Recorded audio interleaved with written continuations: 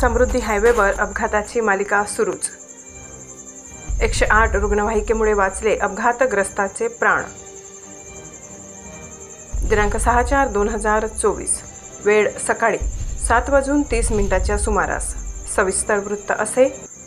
पुण्यावरून यवतमाळसाठी निघालेल्या कार क्रमांक MH09AR0394 ही लोकेशन समृद्धी महामार्गावर चालकाला झोपेची डुलकी लागल्यामुळे अपघात होऊन ही कार डिवायडरवर आदळली व त्यामध्ये 3 जण गंभीर स्वरूपाचे जखमी झाले।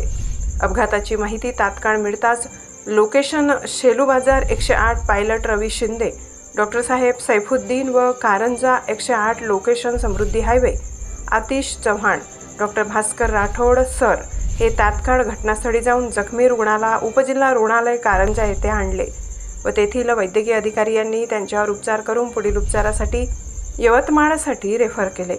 जखमींची नावे रोशनी पुंडे वय 14, शुभांगी सानप वय 50, सुधीर सानप वय 32 राहणार यवतमाळ। यावेळी समृद्धी महामार्गावरील अग्निशामक दल, महाराष्ट्र सुरक्षा रक्षक व हायवे पोलीसही घटनास्थळी प्रामुख्याने मदतीसाठी हजर होत्या।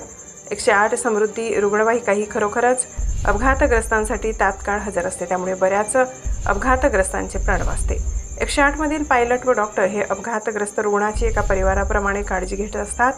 त्यांच्या प्रथम उपचार करून धीर देण्याचे कामही ते करतात, त्यामुळे बऱ्याच अपघातग्रस्तांना एका परिवारासारखी मदत मिळत असते। S9 TV प्रतिनिधी महादेव तायडे, वाशिम।